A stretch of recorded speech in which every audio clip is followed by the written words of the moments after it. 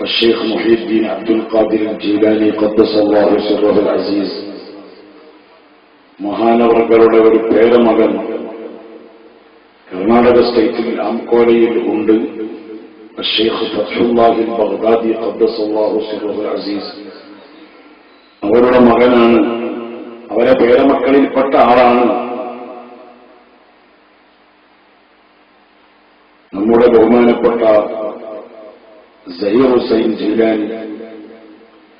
അതായത് വലിയ ശൈഖ് തങ്ങളുടെ പേരമക്കളിൽപ്പെട്ട ആളാണ് സയ്യിദ് മുഹമ്മദ് തങ്ങൾ.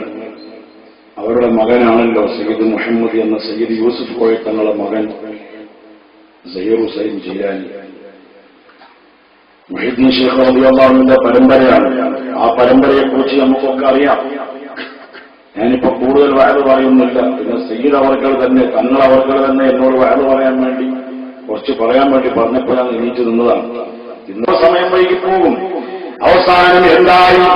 അള്ളാന്റെ റസൂലിന് പൊരുത്തം കൊടുത്ത കുട്ടിയല്ലേ ഖൈബറിൽ ബുഖാരിയില്ലേ യഹ്തിയന്ന അദിയവായത വദൻ റജുലൻ യസ്തറുല്ലാഹു അലാ യദൈഹി യുഹിബ്ബുല്ലാഹ വറസൂലഹു വയുഹിബ്ബുഹുല്ലാഹു വറസൂലുഹു.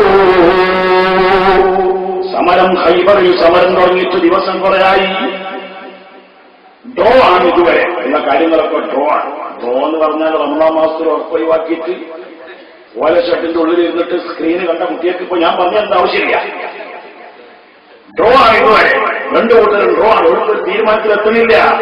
മദീനത്തുനിന്ന് 10-700 കിലോമീറ്റർ വടക്കോട്ട് വരും നടന്നു വന്നവരുണ്ട്, ഒട്ടകപ്പുറത്ത് വന്നവരുണ്ട്, സ്വഹാബികൾ കുതിരപ്പുറത്ത് വന്നവരുണ്ട്. ആകെ ക്ഷീണിച്ച് അവശരായി പട്ടിണിയാണ്.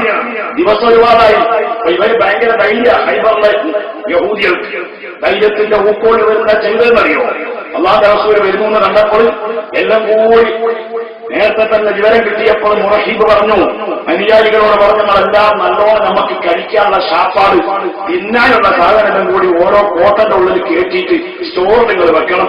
എല്ലാവരും നിങ്ങളെല്ലാവരും കോട്ടന്റെ ഉള്ളിൽ കയറിക്കൂടി ആരും പുറത്തിറങ്ങണ്ട. വാതിൽ അവരുടെ സാക്ഷ്യം ഇട്ടാടി താഴിട്ടാടി പുറത്തിറങ്ങണ്ടെന്ന് പറഞ്ഞു. ധൈര്യത്തിന്റെ ഊക്കോണ്ട് വലിയ ചരിത്രങ്ങളാണ്. അവസാനം അല്ലാഹുവിന്റെ റസൂൽ ഹിക്മത്തെടുത്തു വരെ പുറത്തിറക്കാൻ വേണ്ടി എലിനെ പുറത്തിയടിക്കാൻ വേണ്ടിയിട്ട് തീയിടുന്ന വയരി തീയിട്ട് എന്നുവെച്ചാൽ അവരുടെ വലിയ വരുമാനമായ ഈത്തപ്പന മരങ്ങൾ മുഴുവൻ വെട്ടിത്തെളിച്ചപ്പോൾ പുറത്തിറങ്ങിയാൽ വന്നത്. അങ്ങനെയാണ് യുദ്ധം ഉണ്ടായത്. യുദ്ധം 1-2-3 ദിവസം പിന്നിട്ടു. സഹാബത്തിന്റെ കാര്യമായ വിജയം ഉണ്ടായിട്ടില്ല. അപ്പോഴാ അന്ന് രാത്രിയാ റസൂലുള്ള പറയുന്നത് സഹീഹുൽ ബുഖാരിയിലുണ്ട്. ഈ കൊടി ഞാൻ നാളെ ഒരാളെ കയ്യിൽ കൊടുത്തയാളെ ഞാൻ കമാൻഡർ ഇൻ ചീഫ് ആക്കും. ആരാണ് റജുലൻ ഒരാൺകുട്ടിന്റെ കയ്യിൽ? ആരാണ് ആൺകുട്ടി?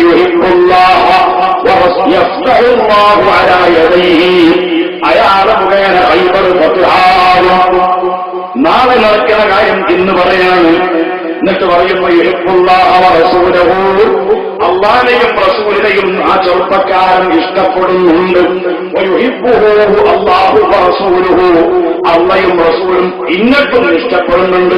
സഹീഹുൽ ബുഖാരിയിൽ തന്നെ ഉണ്ട്. ഉമർ ഇബ്നു ഖത്താബ് ഞങ്ങൾ പറഞ്ഞത്, ഞങ്ങളാരും അന്ന് നേരം വെളുക്കുന്നത് വരെ ഉറങ്ങിയില്ല. ഞാൻ തീരെ നേതൃസ്ഥാനം കിട്ടരുത് എന്ന് ആഗ്രഹിച്ച ഞാൻ ഉമർ ഇബ്നു ഖത്താബ് ഞങ്ങൾ പറയാണ്, എന്റെ ജീവിതത്തിൽ ഒറ്റവട്ടം മാത്രമാണ് നേതൃസ്ഥാനം കൊതിച്ചത്.